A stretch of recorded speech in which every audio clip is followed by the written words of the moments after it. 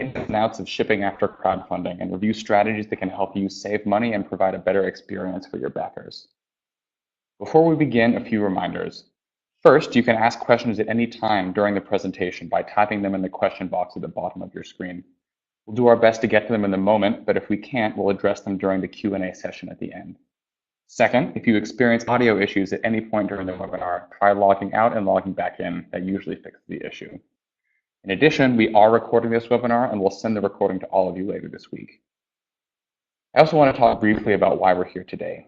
Indiegogo has partnered with Ingram Micro to help entrepreneurs navigate the shipping and fulfillment process after their crowdfunding campaigns are done. Shipping and fulfillment are critical to a successful campaign, and Indiegogo and Ingram Micro want to help by providing free resources and support you'll learn a little more about near the end of this presentation. With that, I'm pleased to introduce our two speakers for today, Andrew Kessler and Reza Hayat from Ingram Micro. They've worked closely with many successful Indiegogo campaigners and have a lot of experience helping entrepreneurs find the right shipping strategy. I'll pass the mic to them now. Andrew and Reza, take it away.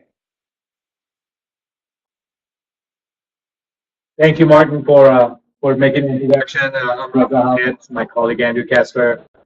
As Martin was saying earlier, the purpose of this webinar is to hopefully get campaigners to start thinking about fulfillment well in advance enough so that you are prepared for all the things that can occur, or all the things that will add costs to your campaign. Oftentimes, we see campaigners thinking about fulfillment as an afterthought, and when it comes time to actually getting the products into the hands of your backers, I've seen it quite often that the campaigners are surprised by all the intricacies and all the things that end up costing money. So we put this program together to hopefully at least get you thinking about fulfillment in advance enough, so and understanding that that is going to be a major part of a successful campaign. We've you know, and this, what you see on the screen, we've heard this over and over, that shipping ends up being the single most important thing, because you know, at the end of the day, you know, after you've gone through the process of manufacturing products, if the products don't get to the hands of your backers, then the campaign is failed, and it is costly, especially since you are doing a campaign. You're basically opening up your campaign to everyone around the world. We'll talk about that a little bit more in detail. And you know, shipping and getting your products to the hand of the customers across the globe has a lot of items that you need to consider. So, in short, you know, if you want to fulfill your campaign, you know, you either going to send it to a fulfillment partner, so you need to arrange for delivery of your products to a fulfillment center, or if you want to do it yourself out of your own garage. And from that point, whichever route you decide to go, you know, package in to get to your end customers, and then you need to provide them with tracking number so that they know that the product is shipped, and you know, and they have tracking so they can actually see where the package is. And there are costs that you need to let your backers know in advance. And this one in particular is that if you're planning on opening up your campaign to people across the globe, you know, realize that when you're shipping internationally or cross-border, as we call it, there is duties and tax implications that your backers need to be aware of, so that you know, they know that they have to pay duties and taxes to receive their product. And you need to kind of go in detail for them as far as what those duties and taxes are, so that they're not blindsided. I've seen cases where if a product that's $100 has $200 worth of duties and taxes associated with it. So that really ties into not only being clear and upfront with duties and taxes, but also considering what markets you open up your campaign to. So that's a big piece of it that you really need to consider. I mean, there is a lure to selling your products globally, but the more expanded you want your reach to be, the more complexities that involves, and it's not just as simple of taking orders from different regions, but it's also what it takes to get the products to those regions as well. So there are different strategies. I'm going to have my colleague Andrew kind of discuss these strategies with you. Andrew? Yeah, so kind of says it right here, one size does not fit all. We're going to talk about 3 different strategies here. First of all, we have the do-it-yourself method. That's where you do the package, labeling, and drop them off to like USPS yourself or any local carrier, depending what country you're in. This is good if you're just launching your business, you got smaller order volume, like say you have a campaign and you only have something like 1,000 orders or 500 orders, and you can really save yourself a lot of overhead costs by doing it yourself, purchasing, packaging yourself, and all the other things. When you go to look for like a full service partner, there's costs involved with almost everything, but we'll get to that. There's a mixed method, right, where you can do some of these things on your own, but you also use, say, a fulfillment software or a shipping carrier, print your own labels, and then use a 3PL to manage your international orders. Because if you do the manufacturing and bring all your stuff into the US, but then you're shipping stuff back into Asia, sometimes that doesn't make sense, and could be, cost prohibitive or more expensive. And then finally, full service partner, you're using a 3PL to manage and ship all of your orders. This is good. You're receiving high volume of consistent orders, or you just have so many orders, like 3,000, 5,000, that doing it yourself doesn't really make sense. And before we go on to next slide, a good measure for if you should do this yourself or not is, can you store the products in your own warehouse or garage? If you have enough room, if the order volume is such and your product dimension is such that you can receive the inventory in your own garage and store it and ship it, then that's something that the campaign obviously is not that large, that you can store the products in your own home maybe and then ship from there. But if you have a product that's maybe like, I don't know, 14 inches by 10 inches by 10 inches, and you have 10,000 units of that product come in, obviously that takes up a lot of space. So that's another thing to consider. Hey, at what point should I consider at least help with the fulfillment? Am I going to be able to fit the products in my own home and be it an apartment or a house in a garage or not? So yeah, and not to get like too sidetracked too, but there's other things that 3PLs will charge you for, like you want like handwritten thank you notes or something like that, which you think would be easy, but it's not necessarily easy to do something like that at scale. So you can really, like doing it yourself, you can add personal touches to custom packaging and custom handwritten notes, which can really differentiate yourself at smaller volumes. Absolutely. At smaller volumes, it affords you the opportunity to customize and perhaps build your brand more by doing that customization. Well, just to get a little bit more in depth on this, some of the things that can make or break your shipping infrastructure: order management, crowdfunding fulfillment software. There's a variety of those out there, and you need those to manage, who's shipped, who's getting tracking, stuff like that. Management for surveys, perk add-ons, upgrades, etc. Being able to manage different sources and integrating with different carriers, that's an important factor to consider. You're looking at shipping software, and then looking at a third-party logistics provider, where their warehouse is located. They'll have customer service in terms of tracking numbers that don't work or things like that, and then hopefully you can also get some bulk shipping rates from third-party providers as well. So here's kind of a breakdown of where you might be, where you would consider each method. Do it yourself, you're doing it on your own. If you've got less than 1,000 orders, you can store and ship out of your garage, or rent a space in a warehouse. Mixed method, you've got a lot of international orders, so you can maybe have your manufacturer ship out or contract a warehouse in China that will be able to do these things. And then full service, you've got so many orders, you need a 3PL to manage everything A to Z for you. So like we were saying, it's never too early to start thinking about your shipping and fulfillment strategy, and I'll go back to Reza for some of these common cost sinks. All right, thank you so much. I see a question came up. What is an estimated percentage of forecasted damages and returns? That's a great question. It depends on the type of your product, but depends if in domestic shipment, you can expect about 1%, but if you're doing international, uh, it depends on, like, I give you an example. I have a client of mine, we just shipped some orders for them. We shipped directly from China to South Africa.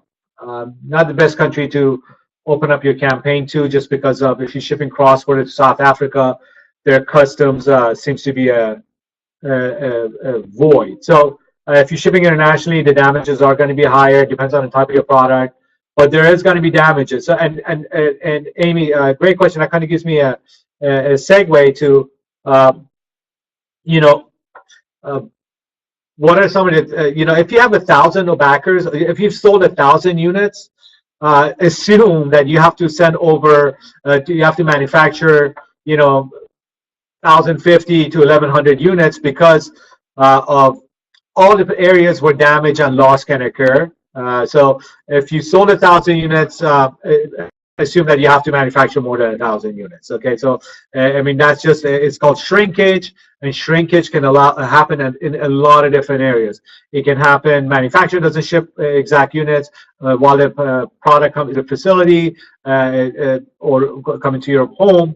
It gets lost, there's packages lost in the facility at your home. Then there are orders that get damaged. There can be, you may have misshipped something to someone. You were supposed to ship it black, you shipped it brown. Customers complaining. You have to ship it brown. So things of that nature. So always assume that there are going to be in the supply chain, there is areas of shrinkage, and you need to take that into account. And kind of allows me to open up some of the costings for campaigners. When it comes to fulfillment, obviously packaging is an area that's going to cost. You either there's packaging. If you package your product as a consumer packaged good, then you want to consider your packaging to be such that basically your product is packaged in such a way that it can survive a 4-foot drop test. 4-foot drop test is that you grab your product as a package from a 4-foot high distance, drop it onto concrete floor from different angles, and the packaging should be as such that the product inside is not damaged. So that's you want to consider that cost for packaging. There's also the shipping box, that it takes to ship the product in, and also, but as far as packaging, the dimensions of your product. If it's a weird shaped product, it's like 30 inches long by 3 inches wide by 2 inches high. Obviously, there are the box sizes, but they're unless you order custom box. That product is probably going to ship in a box that's much larger than it is. So, that basically is going to add cost because you're shipping. Dimensional weight comes into play. So, and that's really important. Packaging is really important to look at in the design stage of your product. If you can make your product more compact, if there are components of it that can be folded. I'll give you an example. Crowdfunding campaign. The gentleman did a successful campaign selling a really beautiful stop motion figurine, and as part of their stretch goal, they added a stage as one of the perks. And the stage was metal. Maybe it was when folded out was like 30 inches, and it could open up. But if they had designed it so that it could fold up into 4 pieces, the packaging that would get shipped in would have shrunk, and that's greatly reducing shipping costs. So these are the kind of things that you want to consider even in the design stage of your product to look at the fulfillment. Insurance, it's always good to ship insured. It allows you to have some sort of recourse. Obviously, that adds an extra cost. When you're setting deadlines for your campaign, and this is without fail, you're brand new to business. It's the first time that you're working with a manufacturer. Expect delays. So, and really, successful campaigns, from what I've seen, are campaigns that at the end your backers are happy. And how you can make your backers happy is by setting up realistic expectations. And Sam has a great question, which I'm going to address as well in a second. So, you know, set up clear expectations. Like, for example, if you are shipping internationally, which is Sam's question, what countries should you be shipping to? My recommendation would be, you know, first off, have a clear message as far as if you're shipping internationally, that there's going to be duties and taxes. The way duties and taxes work is that there's a commercial invoice form that's associated with every international order. On that commercial invoice form, you'll put the retail value of the product, okay, $100, $150, and then whatever the shipping cost is, let's say $20, $30. And if you're insuring the package, whatever the cost of insurance was. Those three amounts added up, the acronym for it is CIF. So CIF value, now when a product is coming to hits the customs in a country, the customs looks at the CIF value and then looks at the tariff code for your product. So, you know, in Europe, you can look at a standard. If you're shipping from outside of Europe to Europe, you're looking at 25% tariff from other taxes. There are some places where you have to expect 200% taxes. Like the product with shipping costs $150, there may be a $300 duties and taxes. So those are the things that you want to look into. Obviously, I'm not able to advise you on a specific by specific product as far as what countries, but I can tell you this. Shipping to Russia is risky.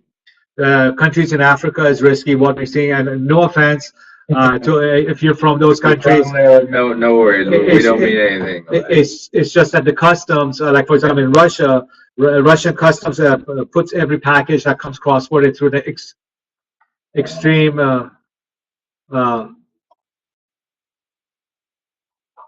I don't know if we got cut off or not. Russian customs puts the packages in through extreme vetting. So package ships, you have a tracking number, but all of a sudden there's no movement. It arrives in Russia and there's no tracking, and oftentimes it gets lost. Same with South Africa. All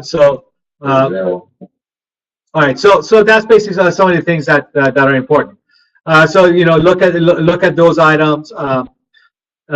So packaging, we actually talked about this. So you know, I'm not going to go into further detail, but consider the size of your product and consider what the shipping cost is. And we again, monitoring laws. You know, if your package is like you know, you send it selling toys, obviously you know, your packaging you know, has to follow guidelines in the countries that you want to ship to as far as packaging requirement, like the kids can't swallow the pieces and stuff like that. So moving along, again, I think we talked about this. Durability is important, and then also the shipping costs for packaging, because your product is packaged improperly, it can add to the shipping costs. Insurance, again, we talked about this briefly. Insurance is important. You want to consider having your shipments insured throughout the process, from the point you leave to your manufacturer to the point that shipping to a customer. So there's a cost associated with that. Moving on, behind the scene expenses, I'm going to pass this to my colleague Andrew. So just to cover some of these things, you got shipping weight, actual weight. These are, you know, things that not everybody considers when they're designing products or about to ship them. But all these things can, you know, affect your overall costs.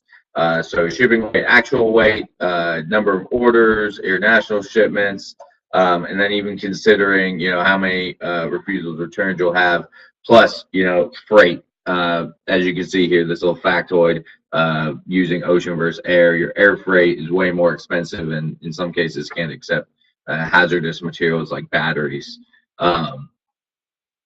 So some of the common costings here include increasing your SKU count equals higher costs. This is something you definitely need to consider if you are looking at apparel. For every size, for every color, that's a different SKU. That's more likelihood that, you know, something can be mispicked and misshipped.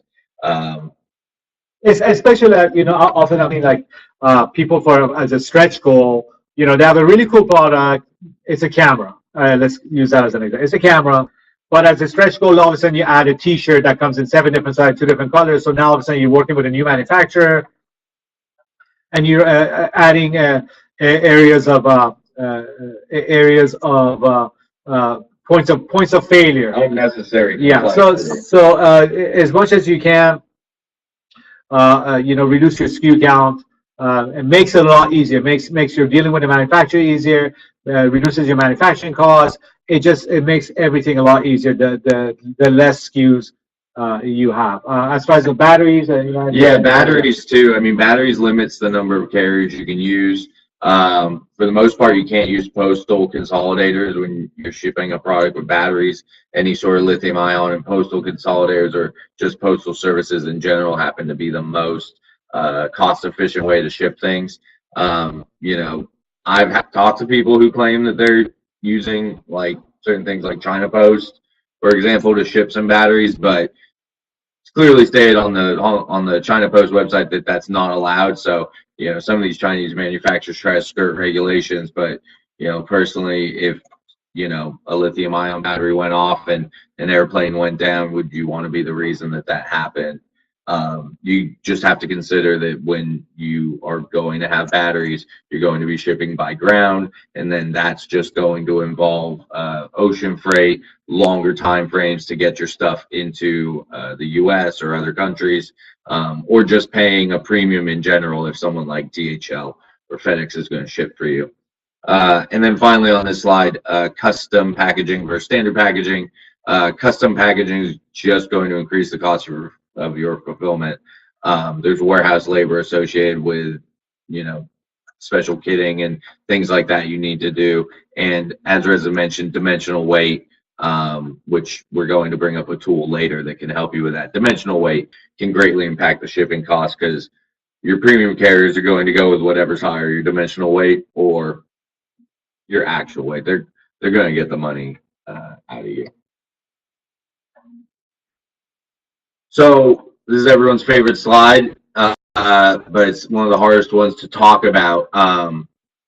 You can see here that these are considered an all-in cost based on averages across a number of different factors. So this is including dimensional weight, freight, and final mile delivery. This is something that worked with looking at some of the premium carrier rates.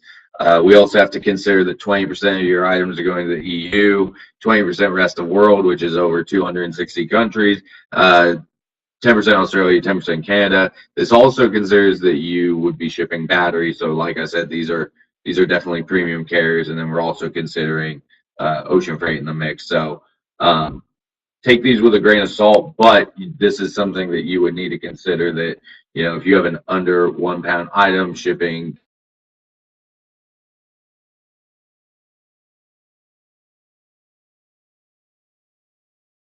Hey everyone, we just lost the Ingram micro host very briefly, so just sit tight for a moment and we will get them right back.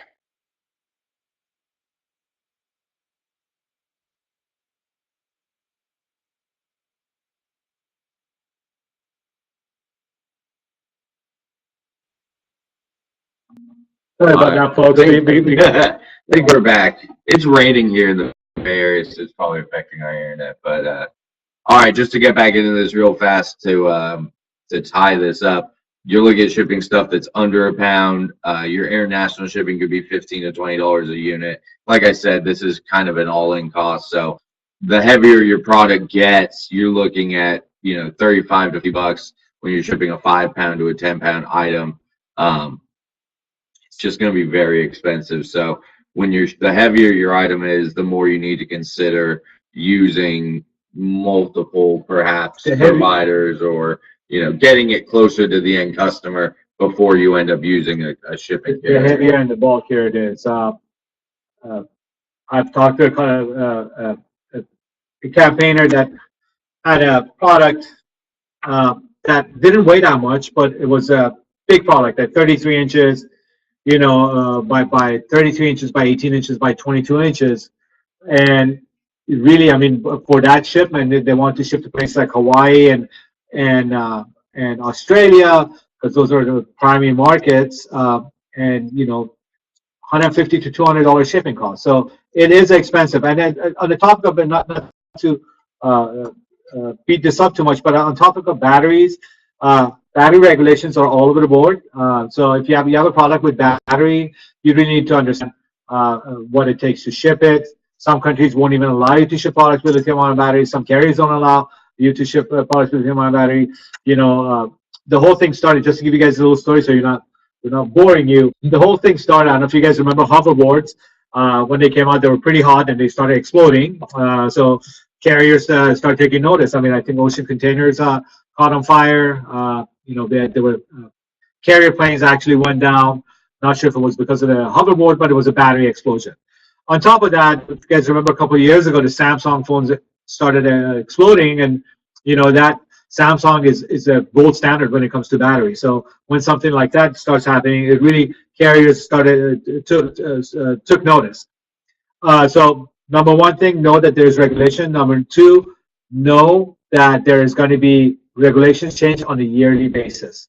Every year there's more and more restrictions that's placed on batteries. So you just want to think twice as far as where you want to sell, where you make your product if it has battery available to. So please keep that in mind. These are just some of the types of transportation that you can look at and that you'll need to account for, right? So you got your manufacturing inbound transportation. This is your freight, right? Product needs to get from your manufacturer to the warehouse or your garage, wherever you're going to be shipping from. Your manufacturing location makes a difference because manufacturers in China may not charge export fees in certain locations, such as a free trade zone. So you also got global national carriers. These are where you can get like your same day delivery, advanced tracking, DHL, FedEx, your premium carriers. You've got regional carriers, like I mentioned earlier, Hong Kong Post or USPS in the United States. One popular one here you'll see is the postal consolidators.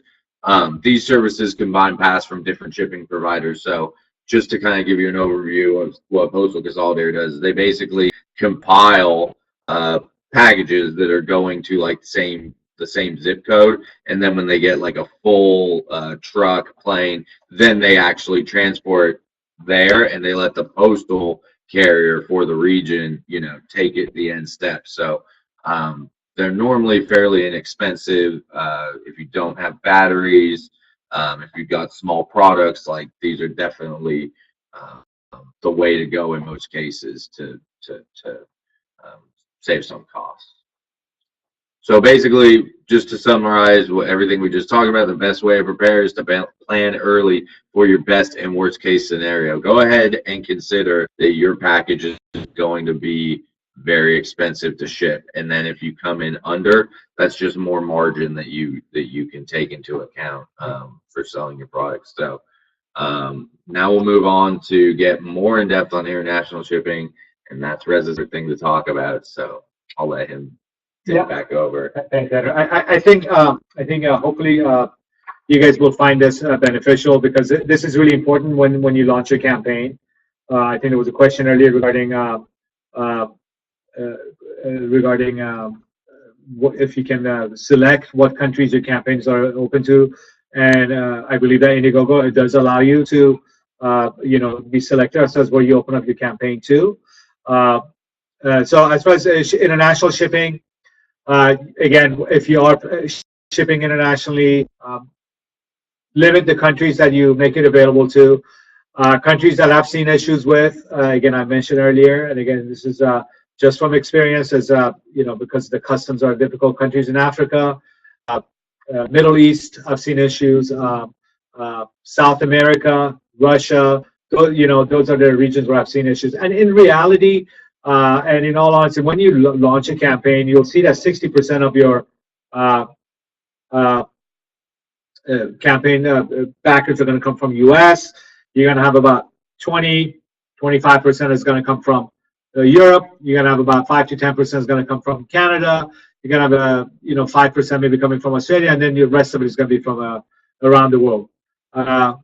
And Amy, by the way, I don't know of any crowdfunding campaigns that use Amazon FBA. I know you asked this twice, and I don't want to makes you think that I'm ignoring it. I don't know of any campaigns that use FBA. FBA is more for ongoing.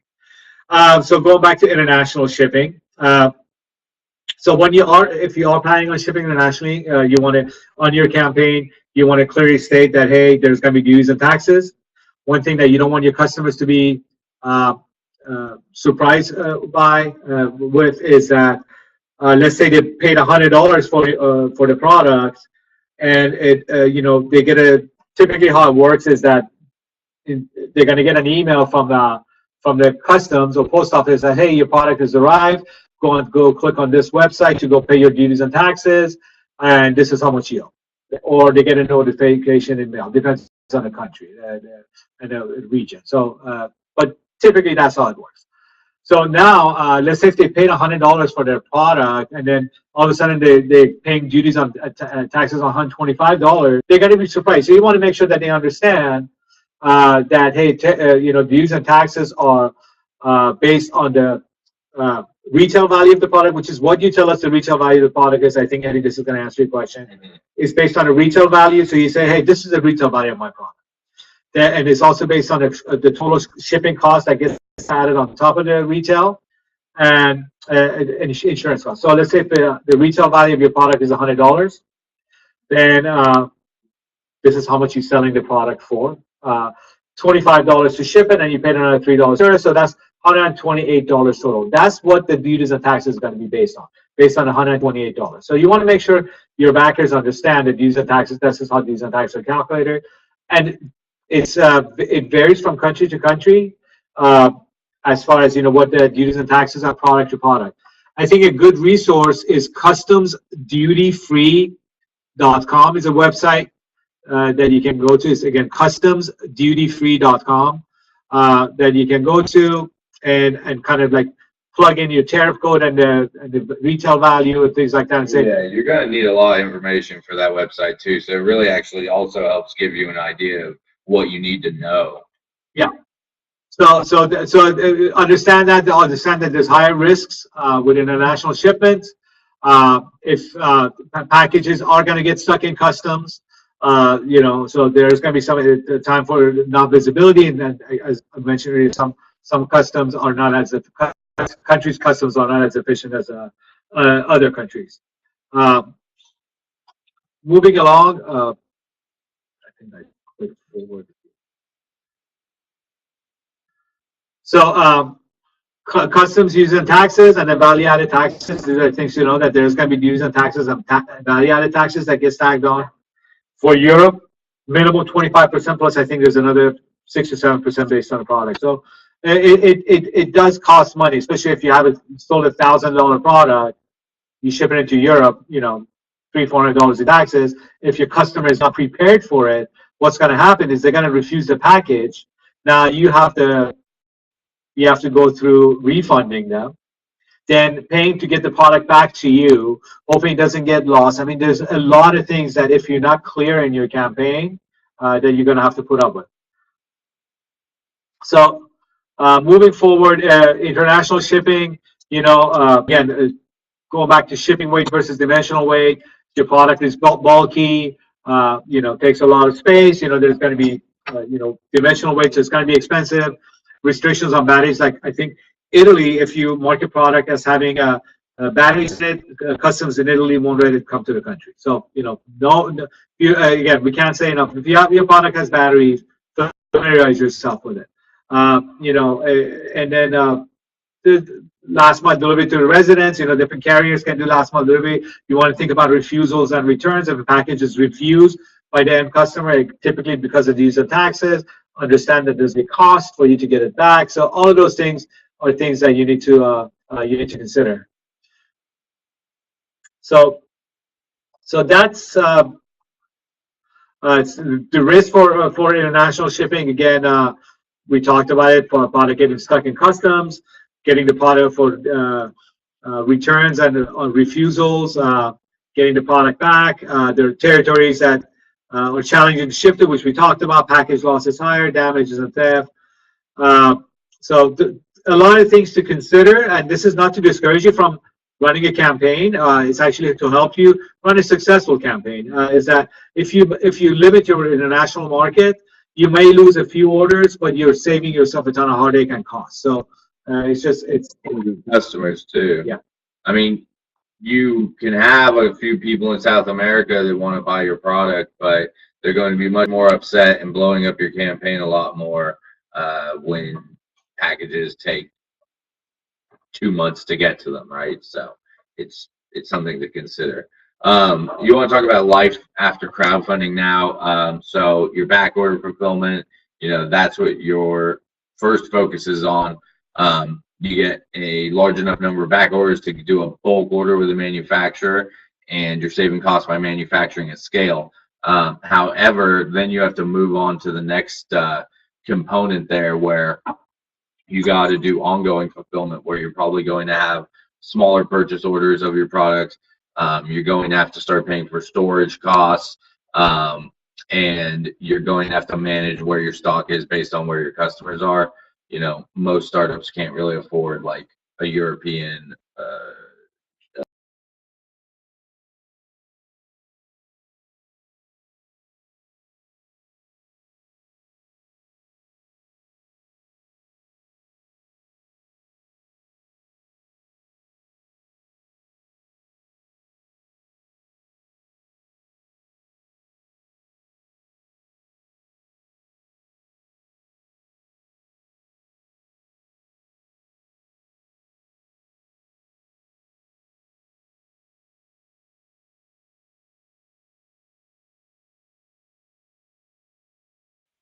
Hey everyone, Martin from the Indiegogo team again here. So we're going to have Reza and Andrew log out and log in again really quickly just to improve the audio quality a little bit.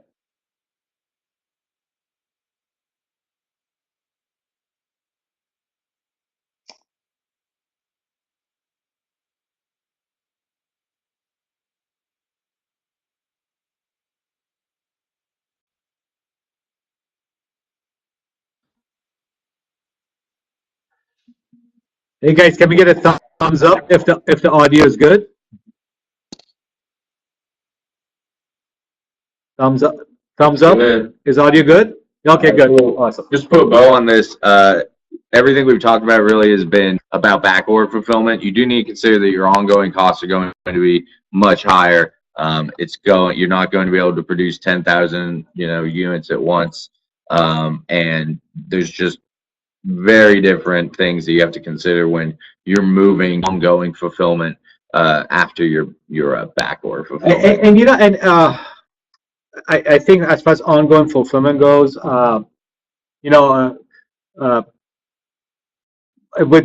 Indiegogo, you have this beautiful platform where you get a lot of visibility and you're going to sell a lot of products.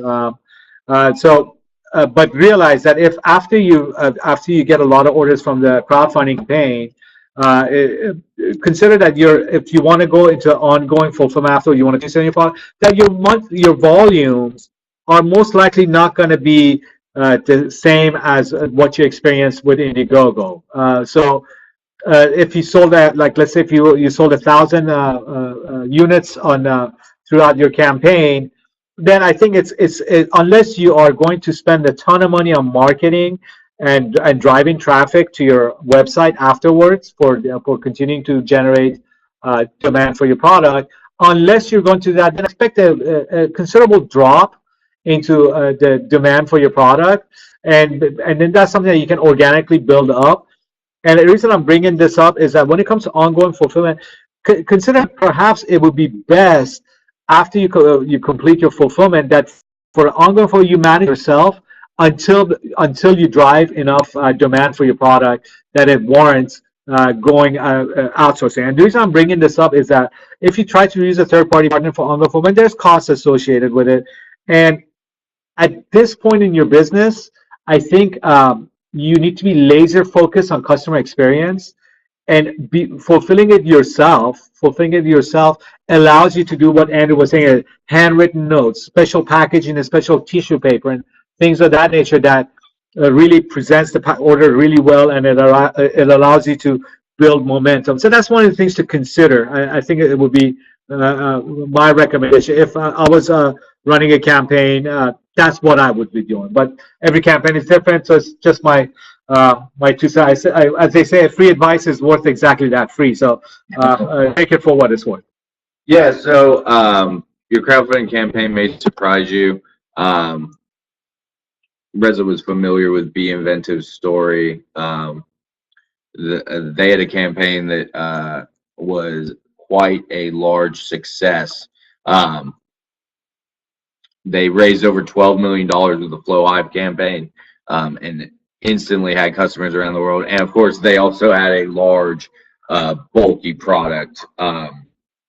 What they were able to do was, I believe, use multiple warehouse solution, get that bulky product closer to the end customer, and lower their shipping rates inevitably that way. So, and these guys were able to actually market quite a bit, and they spent a lot of money on marketing, and they were able to generate a lot of demand for the product afterwards. So that's a good story of, they raised a lot of money and they took that money and put it back into marketing of the product. So we're about to get up on the question and answer session here, but just to kind of tie off the presentation, we offer free consultations for Indiegogo campaigners. Some of the Ingram Micro Indiegogo benefits here also include a free shipping cost calculator, which we'll get to on the next slide. You get some opportunities for consolidated bulk shipment savings at Shenzhen and negotiated shipping discounts through our rates. We've actually put together programs specifically for crowdfunding campaign fulfillment, and more specifically for people that get manufacturing done in China. So hopefully we can maybe get a chance to talk to you about your campaign as well on the one. Definitely make sure if you've got some questions that don't get answered in the upcoming Q&A. That we get a chance to connect after this. And then finally, this is new this week on Indiegogo.com. We do have a shipping cost calculator. It's similar to the slide we had earlier. You put in the dimensions away your product, you can actually get the dimensional weight and then get an idea of, what type of countries, and how much it's going to cost to ship there. So the link is there, and make sure that you check that out. So now we'll jump into some Q&A. Did you see any? And also, I want to comment on what Sam is saying. Sam, you're exactly right. As far as batteries, shipping by air is expensive. There's limitations. Typically, anything over 20 watt hours it has more and more restrictions on it, and the more watt hours, the more labeling requirements and things of that nature. So shipping products with batteries ends up being costly. Zane has a question. How do you find fulfillment centers? Obviously, we're a fulfillment center. It just depends on look at, well, first off, where is your product getting manufactured? So that's one thing to look at. There are fulfillment centers. You can do Google search. You can do a Google search to find fulfillment centers. It goes back to your shipping strategy too. Like, are you doing it yourself? An overseas shipping center? Do you need one that's located in the U.S.? There's a lot of factors to go into it considering that. And I mean, Rez is not wrong. Checking like Google search for this stuff. The more you know about the type of provider you need, the easier it is to track down something that suits your needs. So let's see. Great. Well, yeah, thank you so much, Andrew and Reza, for going through that presentation with us. And another question we had earlier was, how or where do you get approval to ship lithium-ion batteries? So as far as getting approval, if you were using us as a provider, what we need to get that UN 38.3, I think it's 39.3 form, is a battery test form. That basically talks about it's kind of like a combination of MSDS. When it comes to batteries, they're at a watt hour and specifics to the battery aside. As far as carrier restrictions, there are 3 different types of batteries: battery shipping alone, battery shipping with product, battery shipping installed with product. battery shipping installed within the product has the least amount of restriction. Then the highest amount of restriction is battery shipping on their own. I'll give you an example. If you're shipping a little cell phone battery, you have to put a hazardous, in the US, you have to put a hazardous product label on it, and USPS refuses to ship anything with hazardous label on it. So it restricts your battery. So on our end, if you were to use us, we need to review your battery, and then based on your battery, we can number one, determine if we can store it at our facility. Number two, we can determine what labeling requirements are needed for when we're shipping that order that contains the battery. And number three is we can discuss what carriers we have available to ship that. But if we're shipping directly from China and the product has batteries and needs to be and the labeling on it, then DHL Express is the only carrier that we have personally available. All of the carriers that we have, these are only two that accept the products with batteries. Just to give you a story, client as a stretch goal, they sold jacket. That a jacket product as a stretch goal. They also included a solar charger. That solar charger, we approved it in 2017 for shipping with FedEx. Come around 2018, FedEx all of a sudden, all carriers, IATA rules changed, International Associated Transportation, I think carriers, the rules changed, and all of a sudden none of the carriers would accept that shipping that product, and FedEx was the only one that would accept it, and FedEx was asking for a $75 dangerous goods surcharge on top of the shipping cost. So these things do change. If you're selling a power banks are considered batteries shipping alone, so it's not a battery installed within the product.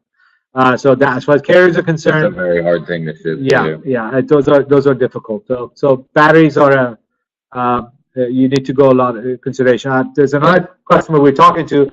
They were working on a launcher that was battery powered, 300 watt hours. I mean, that is almost near impossible to ship internationally.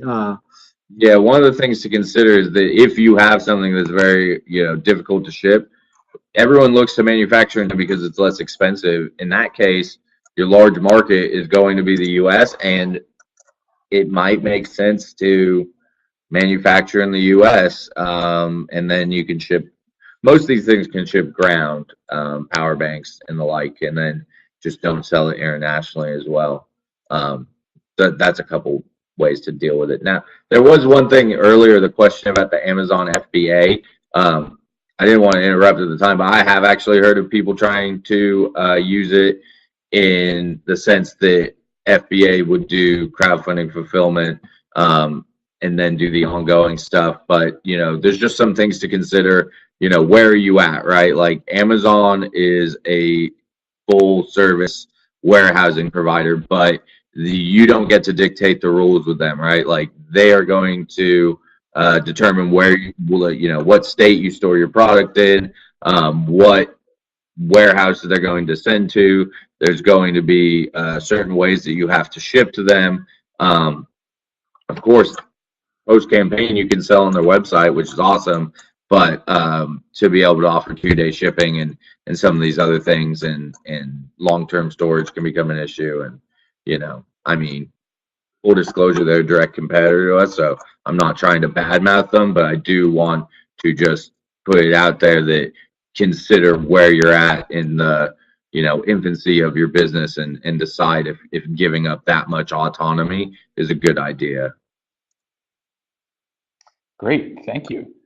Another question coming in is, would you say it would be a good idea to reach out to you guys, being Ingram Micro, before we start a campaign to learn about the risks of the product? Absolutely. Yeah, definitely. I mean, that was the whole purpose of this presentation, is to get you thinking about your fulfillment, even at the design stage. So yeah, absolutely. You want to, maybe not just Ingram Micro, anyone. It's just the point here is that start thinking about the fulfillment, not as an afterthought, something that you start thinking about after your product is manufactured. Think about it when you start thinking about a product. Great. Another question. Do you have any suggestions on shipping softer products like soft toys internationally? Yeah, so toys have, obviously every country has different requirements regarding toys. So I can only talk about shipping if it's soft toys. Soft toys generally can ship in a bubble mailer pattern envelope. So that kind of reduces your shipping costs because you're not having to put it into a box, and it's soft goods, so it's not going to get damaged. And you also need to consider dimensional weight in this point, though, because then you're definitely going to be paying off your dimensional weight in this case. Yeah, it depends. It depends. Like if it's it depends on the carrier you're using too. It's like, for example, and like for example, if you have a teddy bear that's this big and it's only 2 pounds, if we ship it directly from China and we ship it with Hong Kong Post, as an example. On the postal consolidator. Yeah, Hong Kong Post doesn't have dimensional weight, but they can only support up to 2 kilograms, and they can't support anything with batteries. Now, if your product is over 2 kilograms and it's huge, we have to use somebody like DHL, and then that's when dimensional weight comes into play. So again, these are things that I don't have anything specific to. Hey, what does it take to ship toys? Because toys could be laptops to guns to whatever. It's a matter of things to consider, and it'd be good to talk about it, talk it through. And I know Indigo has a lot of resources available too. Great question from Sam. Would you recommend baking your shipping costs into the final price of the product and ride the free shipping bandwagon? That's a good. Or one thing that my colleague Andrew suggests often is maybe charge a low flat fee and then bake your shipping costs in there. And also, you can do something like that once you have a better understanding of what market you're selling into.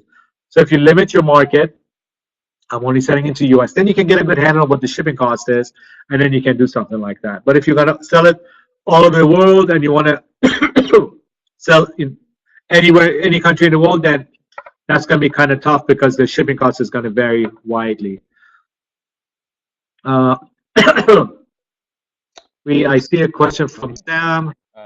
Let's see. So another question we had is going back to international shipping. Is it more cost effective to ship direct to customer worldwide from your manufacturing country?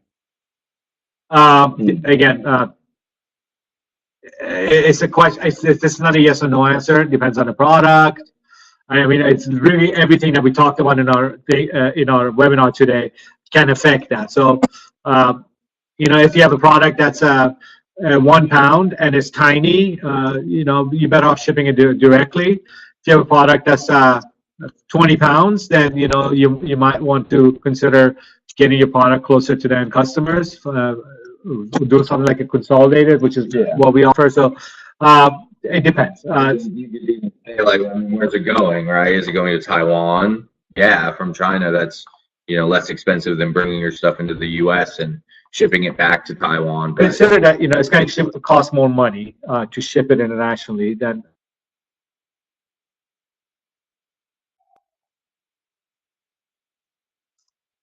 Sorry, everyone. We'll get Reza back just in a moment for the final couple questions.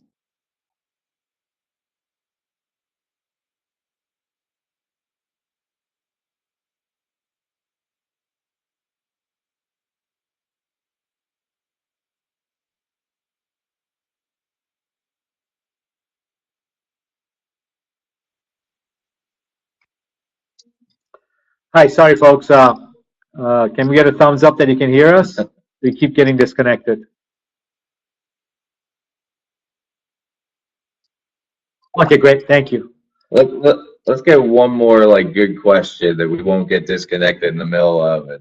Yeah, one more. And do that. Indiegogo, is there any questions that you've seen? Because I know you guys were vetting the questions. Anything you want us to answer? Yeah. Before we. One other question that we've had a couple people ask is there a minimum quantity that Ingram Micro typically requires to work with a campaigner? Yeah, absolutely. So it kind of ties into what what Andrew was saying. Typically, we work with campaigns that have 3,000 plus orders, and that's really when it makes sense for us to start working with campaigns. And as the volume is higher, it goes higher. Then we have different methods that we can offer for fulfillment, rather than just direct shipping from China. We again, not to get into too much here, we have a consolidated method as well. So you know, and you know, we like if you have a if you're selling a product that's very heavy, then you know, like 20 kilograms or so, then we can work on the lower volumes. But a good rule of thumb is 3,500 orders is the minimum that we Yeah, work with. if you're in a gray zone, you have questions. I mean, like we're not afraid to talk to you pre-campaign. You know, 200 units. Like, let's talk, and we can walk you through what's best for you. You know, that We hope that we can at least add some value. If we work together, we don't. At least we are. You know, we really believe in this community. We think this is where the all the cool products of the future are going to come from. We salute you guys, and we want to be a resource for you guys. So if we work together or not, we hope to at least provide you with some guidance to help you make your campaign successful. And Indiegogo can share our contacts with you. Great. Well, Reza and Andrew, thank you so much for joining us. Everyone who's been attending, thank you so much for joining us and for all of your fantastic questions. Like we were saying earlier, if you have more questions or want to speak to the Ingram Micro team, we've just put the URL where you can learn more and contact them right in the chat box. And we'll also send out an email address that you can reach them at too. So thank you everyone for joining, and looking forward to talking to you all again soon. Thank you so much. Bye-bye.